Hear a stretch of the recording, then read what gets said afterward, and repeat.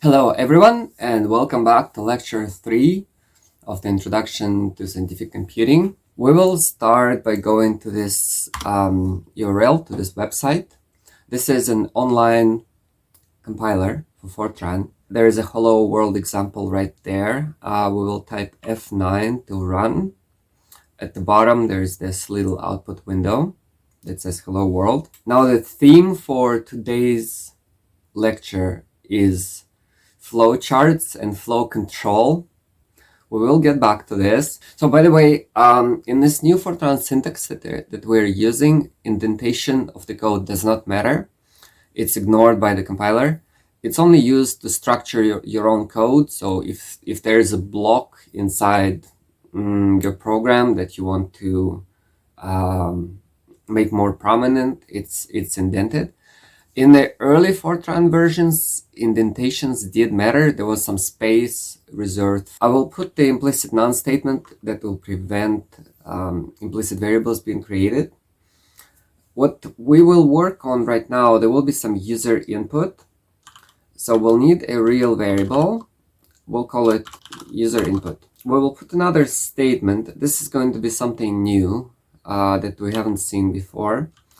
It's going to be a write statement, and obviously it's going to print something on the screen. But why do we need another keyword to print things? So of course, again, like Fortran has a very long history. It has accumulated over the time different things. So one thing that the write function allows to do, it allows a little bit more detailed formatting. The second parameter here will be a in parentheses in quotes. It means that we will be printing out a line of text. And another parameter that I will put in there is advance equals no in quotes. It will prevent the new line. Enter value and read. Now in a parenthesis we'll put star, comma, star. Just ignore this for now. It will be explained later. Those are formatting strings. And then the name of the variable where we will read this. So that's user input. And for now we will just print out the result. Let's use the write statement now that we're using. So we'll have star, and then we'll put another star just for default format. And just to make sure that maybe we want to change something, so I'll double the user input. F9 to compile, enter value 45. And we have 90 as the result. Now let's continue with this. We're going to program a function that's called Mockali brackets. It's a piecewise function. Sometimes it's called the ramp function that looks like this. So if the value that you give it is negative, then it just outputs 0. If the value is 0 or positive, then it outputs the value that you gave it. This is a conditional statement here. So we need to take x and compare it with 0. So is it smaller than 0 or is it greater or equal? And it will require, yes, a conditional statement in the program that will look like this. If user input is greater than 0, then we'll just then we'll print out exactly that, else print out 0. And well, let's try the negative value. it does indeed print out 0. Let's try a positive value. And it prints the same value. We use this Macaulay bracket to demonstrate a function that's defined piecewise, an algorithm that will require the conditional statement. So if it were already programmed in Fortran, if it were available to us, there would be no point in programming that. The question is, okay, now what functions do we have available? And in the last lecture, I kind of briefly showed you this list. Let's go through it right now. We have an absolute value function, abs, that can take either integer or real. We have a square root, sine, cosine, tangent, inverse sine, inverse cosine, inverse tangent. We have exponent. Now, one thing about exponent, if you remember, we do have an exponentiation operator in Fortran, which is double star. So exponent by itself, it would be Euler's number to the power of x. So it easily is replaceable by just taking Euler's number. By the way, absolute value of x, a function that requires a conditional statement of some sort, because if we have the value of x lower than 0, then we will just invert it. Now we also have a few conversion functions that convert real variables to the integers and integers to the reals. So we change the type of variables using that. As you can see, there's 3 functions that convert real to the integer. That's because there's different ways you can do this.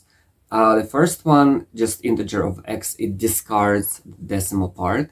So if the value is positive, you will get the lowest integer you can get. If the value is negative, you will just discard the decimal part. Now there's also a nearest integer to the x, so it will basically just give you a rounding of decimal to the nearest integer. And there's also the floor function, so the floor will always give you the lowest one, even if your value is negative, so like negative 8.1. As a result, you'll get the negative 9 integer, so it will always round down. There's also fraction of x, which is the fractional part. And you can also get a real value from an integer. So it's sort of extending the range of values that you can use. There is also some functions there that give you the maximum and the minimum and the remainder. Very short list, that's all that we have. Keep in mind, some functions do not take negative values. For example, log of something negative is not defined at all, it just doesn't exist. Same thing for the square root. If you try to compute it, the computer will not explode. There will be no error. There will be an output, which is be described as not a number. So if you try to print it, it'll just say not a number. In fact, let's give it a try. I will comment out everything that we wrote so far, and I will print out the result by using this new write function that we're using, and I will print out the log of user input. And before that, I will also tell it to print out a line like this: the result of the calculation is this. Okay, let's see if it works. We'll try to compute the log of -1, and as expected, it prints out this nan, which means not a number. Let's try division by 0, so 1 over user input, and now it's going to be something different. So I'll put 0, and the result is infinity, part of the set of numbers. It's just imaginary concept. So infinity, again, it's a symbol, but it's not part of the number system. In computing, though, it's slightly different. then numbers are represented by bits and bytes in computer memory. We will talk about this soon. And there are certain combinations of bytes that you can say they're different from the others. So you can say, okay, here's 0, and here is something that does not represent any number, so not a number. And then there's infinity. It's also possible to have -0 or negative infinity. We will enter -1 as the input, and not surprisingly, the result of our calculation is negative infinity. And yes, there is a thing such as -0. In programming, what we would call a function is some sort of algorithm that converts one value or several values into an output. There is an infinite number of such algorithms because you can always write your own algorithm and make it different from somebody else's. But our list of functions, though, the elementary functions in Fortran, what we have is very limited. We can extend this list by programming our own functionality, which I will call Macaulay.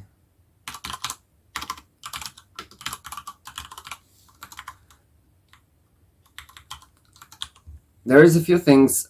So there's different types of syntax. Of course, there's like old syntax and the new syntax. We will use a fairly new one. So we're going to input X and the result will be Y. We still need to declare what X and Y are. So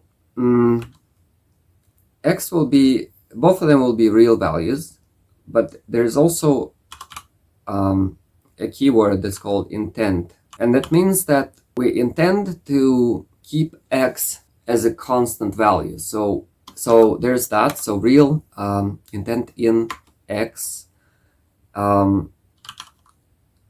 real Y, that's all there is. We're going to write the Macaulay function using the if statement that we discussed. So if X is greater than 0, then just Y equals X. Else Y equals 0. And if, and end of the function. Also, the function can kind of go after the program. It doesn't really matter, but what we need to do, though, we need another declaration here. So we declare the function in the same way as the variable. We'll just say, okay, this name exists, and it will return real. We can simplify our code now, because we don't need this logic inside the main program. What we need is just to invoke the function with the input that we have from the user.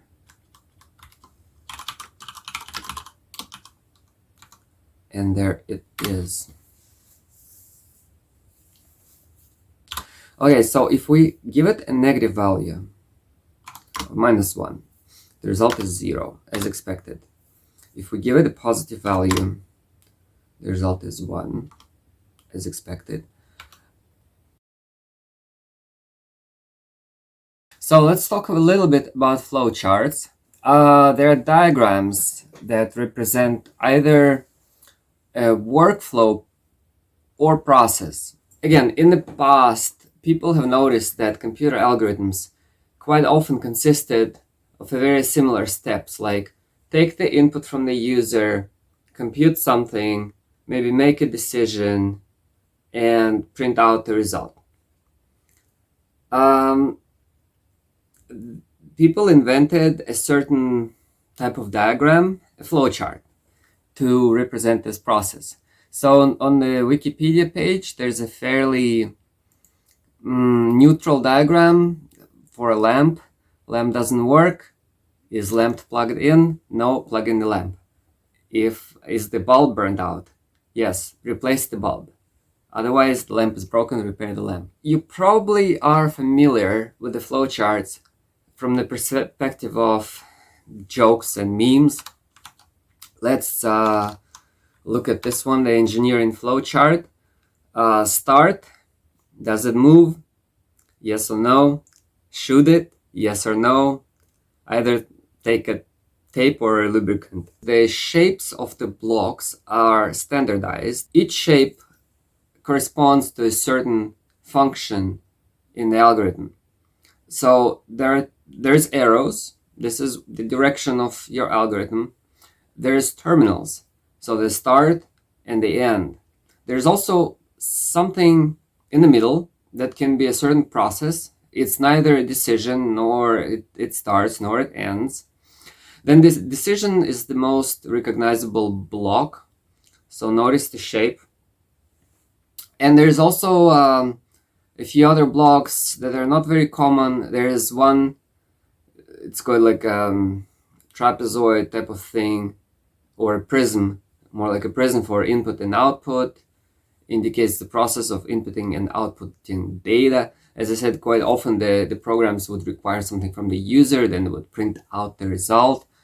And there were blocks for all sorts of things. Okay, so the Wikipedia tells us about a file or a database. There used to be all sorts of like magnetic tapes and magnetic disks and all sorts of things. So in simple terms, this is the idea. It comes from the fairly distant past of programming. There's references I can see here to history, something about 1944, 1947, 1949. It says the popularity decreased in the 1970s. I'll tell you this, so I haven't seen any of those diagrams outside the meme culture. So let's look at some more of the memes. There is the tech support flowchart. By the way, those are drawn by a famous artist, XKCD. He's a PhD student and just drawing things about his PhD life. Tech support flowchart. Notice how it starts with a rectangular shape, so it's a start. It's supposed to be like more like a rounded shape. Then find a menu item or a button which looks related to what you want to do. I can't find one, then pick one at random. Okay, if you can't find it, click it. Did it work? No. And try again for half an hour.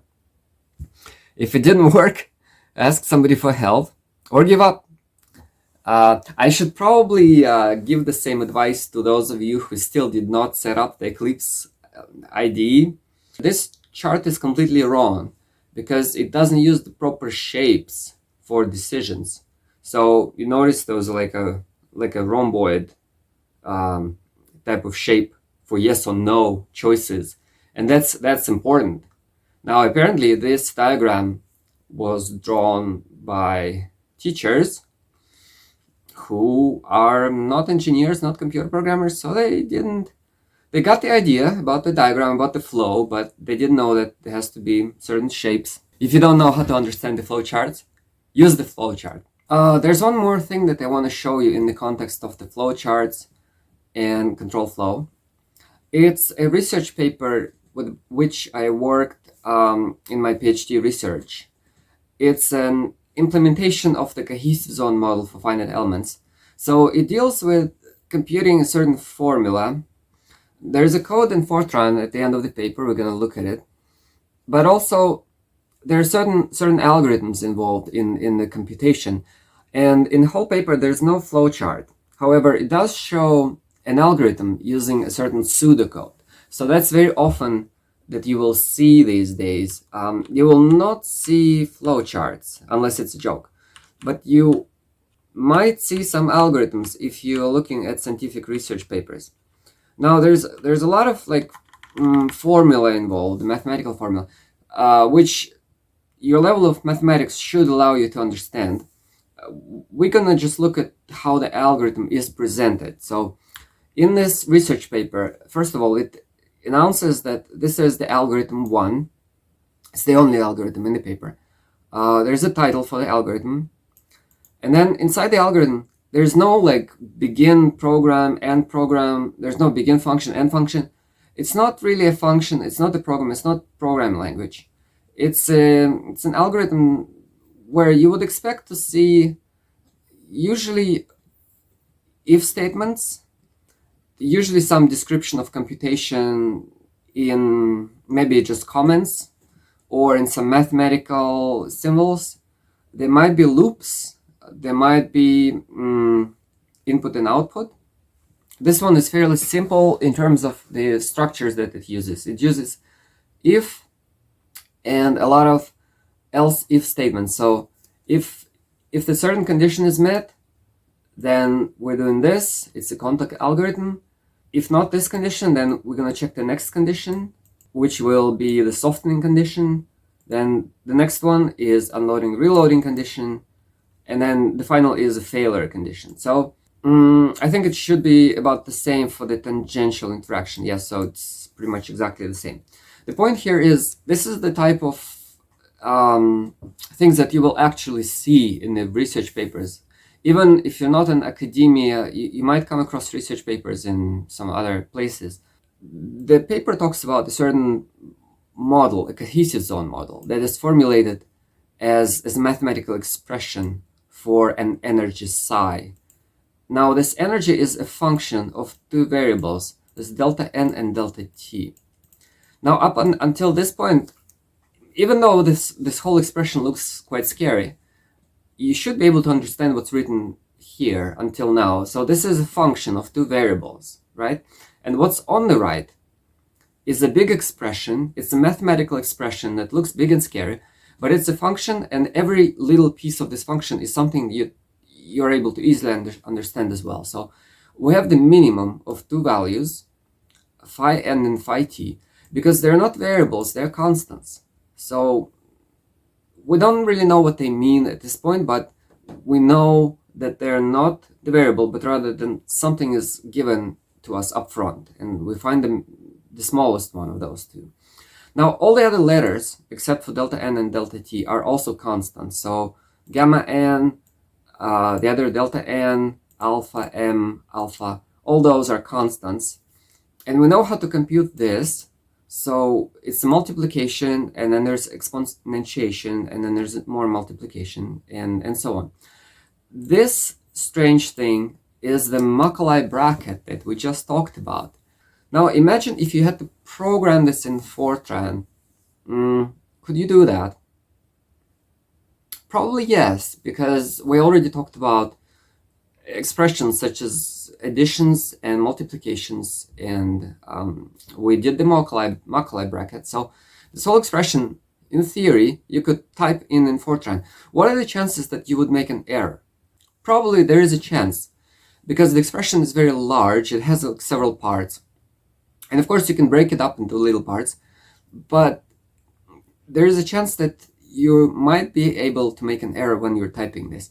In fact, in the paper, what they say, they don't really compute the energy itself, but first they take the derivative of the energy. They take the gradient. So they take the derivative with respect to delta n, and another derivative with respect to delta t, which gives them two traction functions. So Tn is the first derivative that we talked about, the one with respect to delta n. Tt is the derivative with respect to delta t. And those expressions are even bigger. And this is what they actually compute in Fortran with the code listed below. This is something that you might see in real circumstances. So there's an appendix here, and it's the code. There is some explanation about the code. It's a subroutine. So subroutine, it's kind of like a function. It's not the main program, but it's something that you can call. It might be a function that returns more than one variable, or it might be a function that does not return any variables. In fact, so it's just another name for a function, but it's a slightly different type of function. It's called UEL. I think it means the user elastic element or user element. And this type of function, when you write it, you give it to Abacus, and Abacus will pick it up and use it as the model for the finite elements. So you can introduce your own formulations into Abacus. Abacus gives you the header for the function. So it tells you what name the function should have and what parameters it should take, and also what it should return. Then there's a lot of comments that starts with C. So C, it's the old way of making comments in Fortran. If you start the line with C, then the whole line is commented out.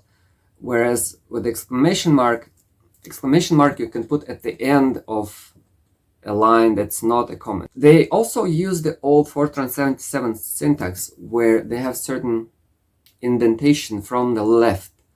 In Fortran 77, some space on the left is reserved for labels. Let's look at the code. So it is I will admit, it's a very messy code. In terms that if you just look at the code itself, you don't understand what's going on.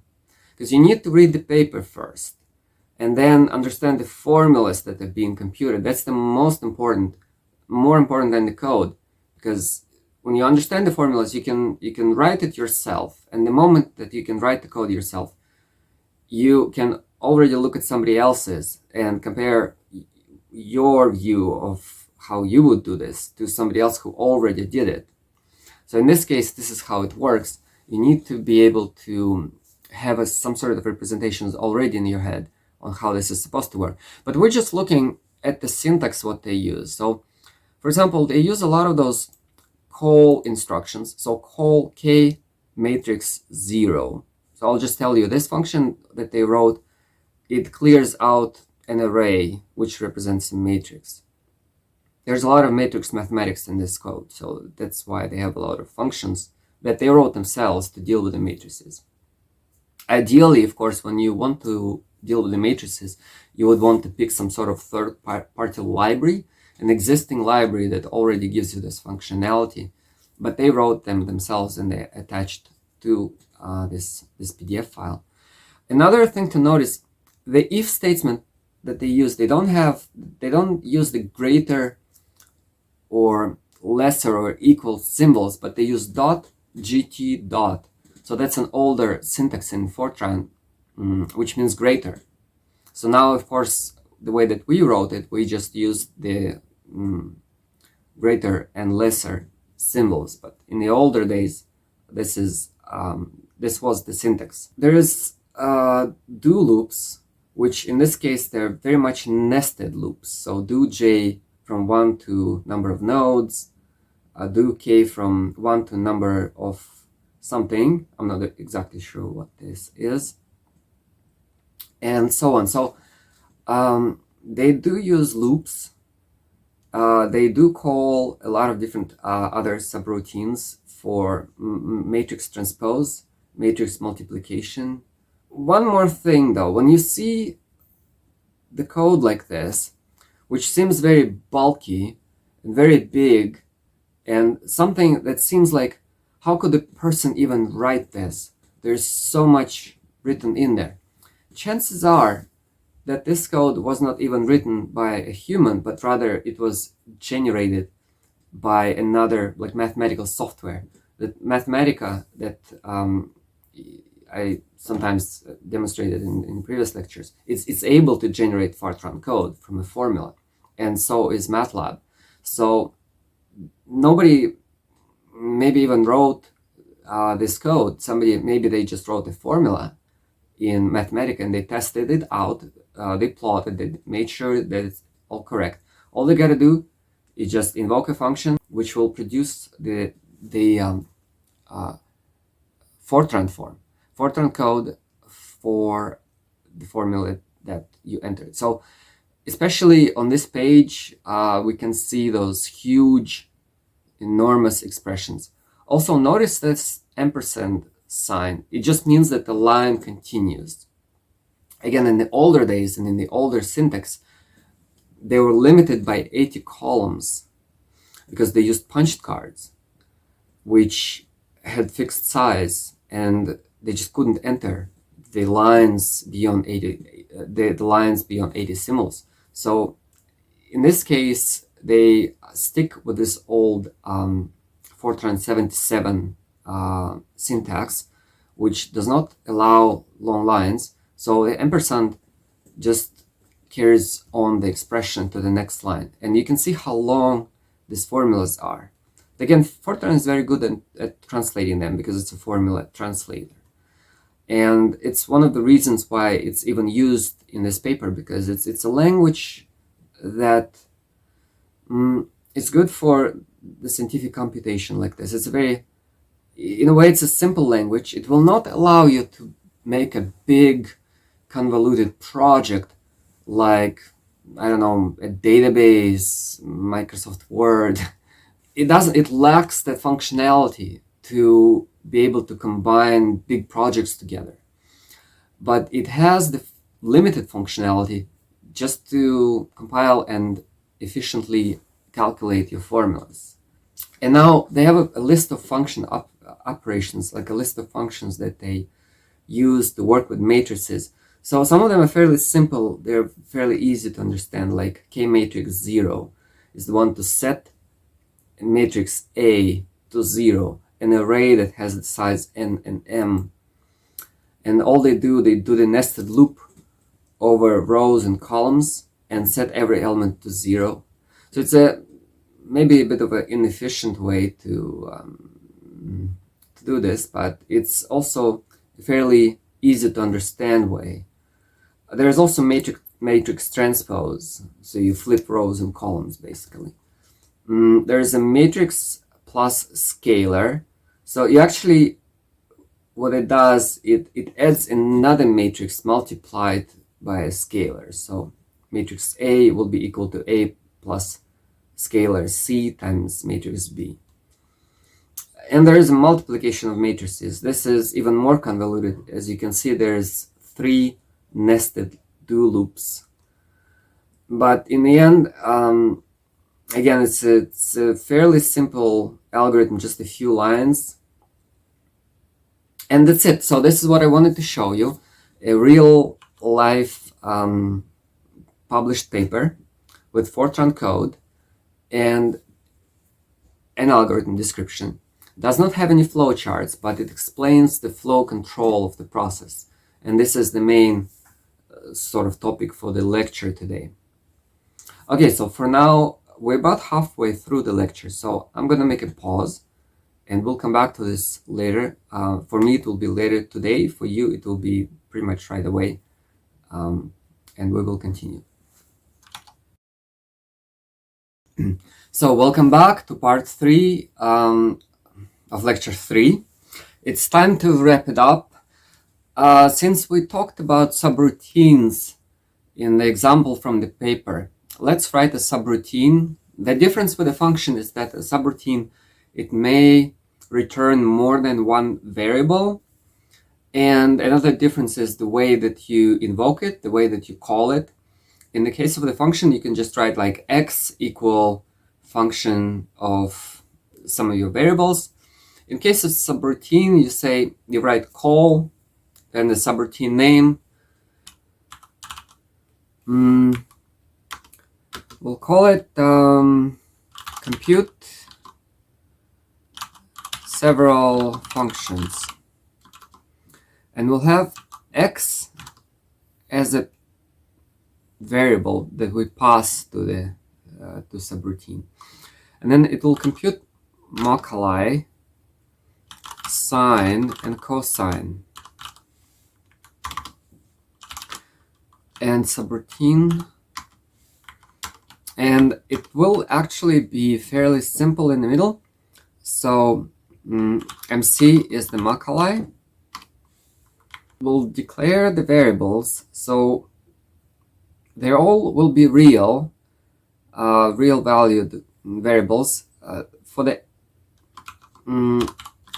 for the x, the intent is that it's an input variable that will never change. And then the others, actually here, we will declare them as output. So this will be again the MC, the sine, and cosine. These are not reserved words in Fortran. So the reserved ones would be SIN for sine and cos for cosine. So if I write sine and cosine in a full word, it doesn't interfere with any function names. What we'll do, we'll also declare that we have the Macaulay function already. And then the rest is fairly simple. So MC will be equal to Macaulay of x. Sine will be equal to sine, the built-in functionality of Fortran. Cosine will be equal to cos of x. And that's it. We will do a loop, but before we do a loop, we'll need some variables. And similarly, we'll have x multiply sine cosine. There's no conflict here because these are in the program, the other one's in the subroutine. Each has their own scope. There will be an integer k for the loop. The loop will go, let's make it to go from minus 100 to 100. So it will start with a negative number. There will be 201 values here, including 0. Somewhere this loop will finish. And one thing here, we will assign to x the following value. So we'll convert k to real, and then just divide it by 10, or I can say multiply by 1 exponent to the minus 1. So multiplied by 0.1. So it will go, x will go from minus 10 to 10 with the steps of 0.1. And the important part of our goal here, call the subroutine. So call the subroutine x MC sine cosine. As we discussed, these three will be output parameters. X is the input parameter. Now that's all for the loop. I wish I could save these results to a file, and this is the disadvantage of this online compiler, that we cannot really create any files here. The only thing is we can call it a write function, which we will do, but we'll put a very special format string in here. So there is explanation of Fortran formatting, and I guess at some point we'll need to do a whole large class about all the format strings. It's not an extremely sophisticated formatting syntax, but it is what it is. We'll use the exponential format. It will go like this. It will have e and then the width and the number of decimals. E for the exponential, 20 would be the total length, at least 10 decimal digits. With the decimal digits though, there's actually only 7 significant digits. Let's include some commas. So comma as in next element of the Fortran string, the format string. Then in the quotes, another comma, which will be printed out. Then another comma for the next variable, which will be formatted in the same way. Then another comma for the comma. And then we'll just repeat that several times, 4 actually. And the last comma we don't need. So we have 4 values separated with commas. Now these 4 values will be x, mc, sine, cosine. And we're good to go. Let's try to compile. Now something is not right here for sure. With the parentheses, I put too many. I only need one set of parentheses around this whole thing. There we go. All right, so first thing, the first number in this table is x that we computed like this. So it's 100 divided by 10. So it will start with minus 10. And here it uses scientific notation with the exponent. So all things converted, it is minus 10. The important part here to notice, though, is the number of significant digits. So let's count them. 1, 2, 3, 4, 5, 6, 7. So 7 is the way that we intended them to be. And then we have some strange values after that. In each of those numbers, 7 digits is according to how we planned it. And then there is just gibberish. Let's just remember that fact. So only 7 decimal digits are accurate in this particular representation of the floating point value. Again, as mentioned before, this will be a topic for the whole lecture probably, if not 2. Then the second column is our macula, and yes, as expected, it's 0 until the values become positive. And then we have sine and cosine. Where I'm going with this, I want to somehow plot this, and I'm going to copy everything that was printed out. I'm going to open a spreadsheet. If anybody's curious what this is Libreoffice. Now again, if you will intend to reproduce this, you can use Excel if Windows is your thing. Libreoffice is available in Windows as well. Feel free to use that. It's, by the way, actually is free. So feel free to use it. Let's paste. One thing just to change here is, yes, we have the comma separated values. So trim spaces. Here's our columns. Let's add a chart. Same thing as Excel. Again, let's select the type of the chart. We'll just draw some lines. Data will be in columns. These we don't need to mark. Another thing, I need to select the actual data. In fact, the first column we don't really need because we know what it is. It's increasing, monotonously increasing. So I'll just start with the second column here. So this is our plot. We have the maculae, which is blue. And then the sine is the one that's red, the kind of orangey, that's 0 at 0. And then there's a cosine. So as expected, we were able to calculate some values. We were able to plot them. Let's wrap up the lecture at this fine note. Quite a few topics were covered today. So functions, subroutines, some formatting. Your goal is to read about it on your own. My lecturing is only to guide you. I cannot really put the information in your brain. You have to try to consume it yourself. Try to figure it out for yourself.